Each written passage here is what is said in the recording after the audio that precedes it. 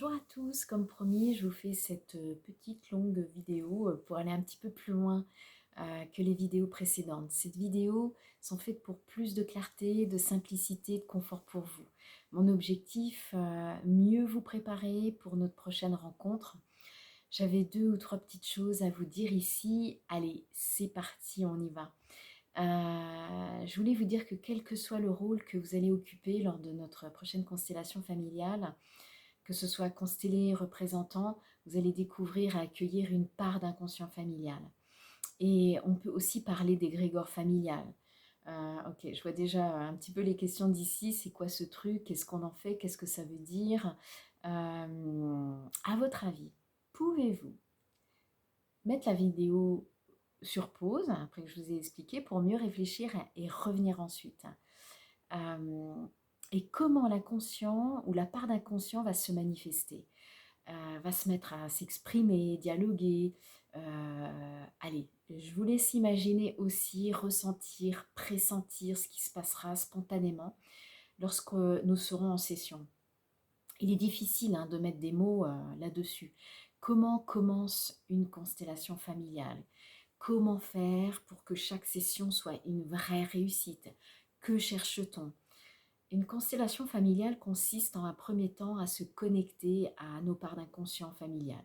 C'est un peu comme des expériences, pour ceux qui ont fait les annales akashiques, durant lesquelles nous sommes connectés dans un vaste champ d'information, champ quantique ou énergétique, comme si nous accédions à une bibliothèque géante, invisible. C'est aussi se connecter à l'espace où il y a juste rien, le néant. Là, je peux vous avoir perdu un petit peu. Bon, on en reparlera. On y reviendra de toute manière, si vous le souhaitez.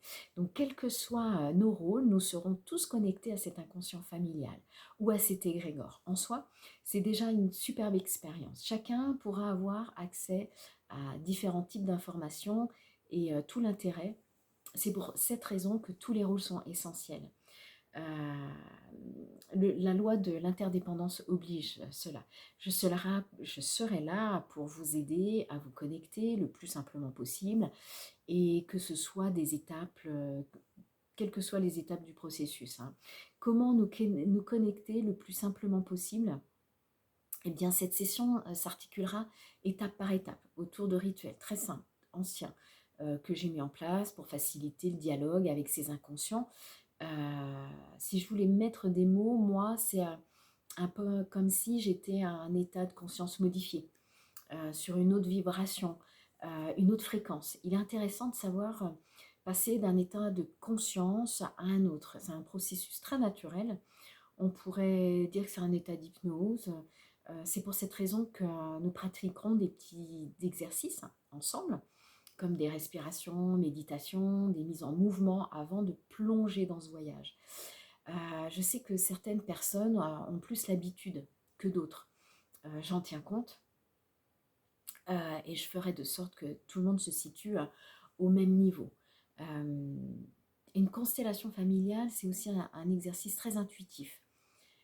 Beaucoup de choses vont se passer à travers le corps. À quelques moments, je sais que à quel moment je sais que j'ai connecté mon inconscient ou la part d'inconscient familial à la constellation. Donc, dans un tout premier temps, je vais questionner mes sensations, mon ressenti, mes impressions, qu'est-ce qui vient à moi, accueillir ce qui se présente, ce qui est là. J'observe sans jugement, sans commentaire, euh, comment nous fonctionnons tous. Comme on fonctionne tous sur des modes différents, j'ai envie de dire, nous, on va recevoir des informations différentes, des symboles. Ça peut être des couleurs, des sons, des voix. On peut aussi ressentir des choses en termes d'énergie, plus rapide, plus lent, chaud, froid, des couleurs, des sensations. Euh, Superbe exercice pour un autre, un travail d'ouverture sur des dimensions de soi que nous n'avons pas explorées, utilisées. C'est aussi l'intérêt de chaque session. Selon les rôles, les parts de l'inconscient peuvent être très silencieuses, très intéressantes, des parts de colère, des parts de frustration, des parts de joie, des parts d'énergie intense. ainsi que des parts qui résistent. Bien entendu, vous l'avez compris, avec ces outils, vous pourrez aussi dialoguer avec vos propres parts d'inconscient. C'est passionnant, c'est vraiment extraordinaire, j'adore ces moments-là. Je vous propose un petit exercice ici pour vous familiariser avec ces choses-là, pour vous préparer et de nous amuser un petit peu en faisant un premier voyage dans ce futur, un peu comme si vous étiez à la date de notre rencontre. Et je vous propose de vous détendre quelques instants, de choisir un endroit calme et confortable pour vous, dans lequel vous ne serez pas dérangé. Et d'imaginer, juste par curiosité, ce qui vient à vous. Quel type d'énergie? Quels sont vos ressentis? Quelles questions vous posez-vous? Quelles réponses souhaiteriez-vous obtenir? Ou tout simplement ce qui vient en termes d'émotions. Quelles sont les émotions ce jour-là?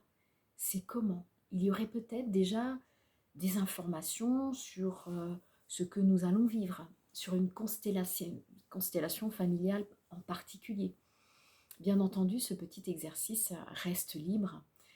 Je vous invite aussi à noter le fruit de vos découvertes que vous pourrez nous partager ensuite, hein, si vous le désirez.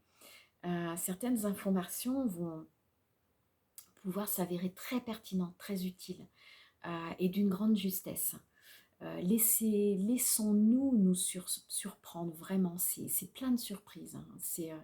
Je reviens un instant sur un petit exercice dont je vous ai parlé un petit peu avant, qui nous permettront de nous connecter. À titre personnel, j'aime commencer par des exercices de respiration, de méditation, de visualisation, par un travail sur le corps également. Nous commencerons donc par quelques petits exercices qui nous permettront de nous connecter à l'instant présent, d'être présent dans le corps et dans l'esprit.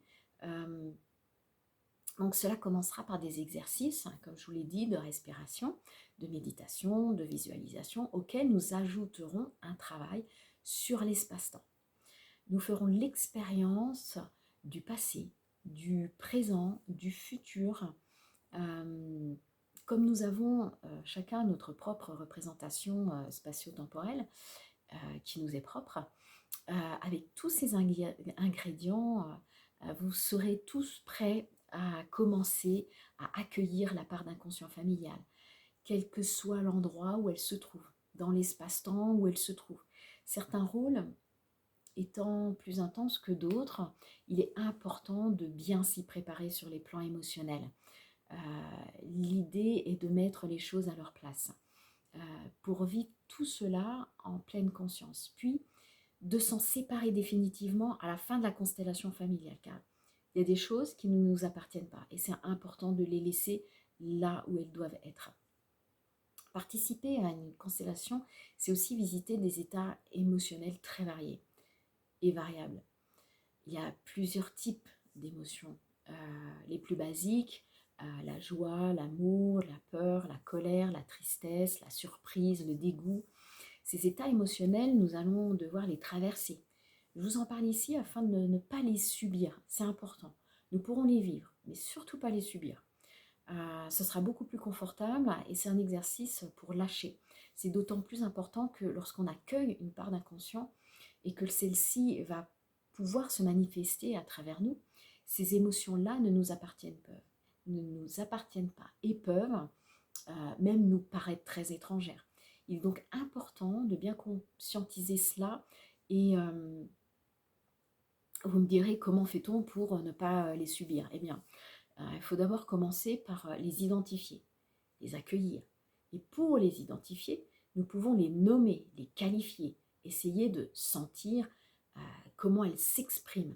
Ça peut être intéressant aussi de visualiser à l'intérieur, si vous y arrivez, et où ça se trouve, où elle se trouve cette émotion. Est-ce qu'elle est à l'extérieur? Est-ce qu'elle est à l'intérieur? En haut? En bas? Là, c'est un petit peu plus poussé pour ceux que ça intéresse. Hein. Cette technique est très intéressante aussi lorsque vous avez des douleurs. Pour y arriver à les gérer, on en reparlera. Et justement, si je suis en colère, tiens, je suis angoissée, je ne me sens pas vraiment bien. Une fois nommé, nous allons mesurer l'intensité de l'émotion.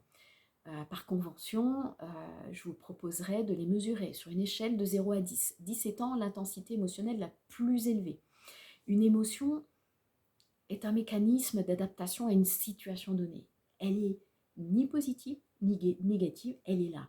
La nature humaine est très bien faite, car l'émotion nous invite à réagir. C'est très important.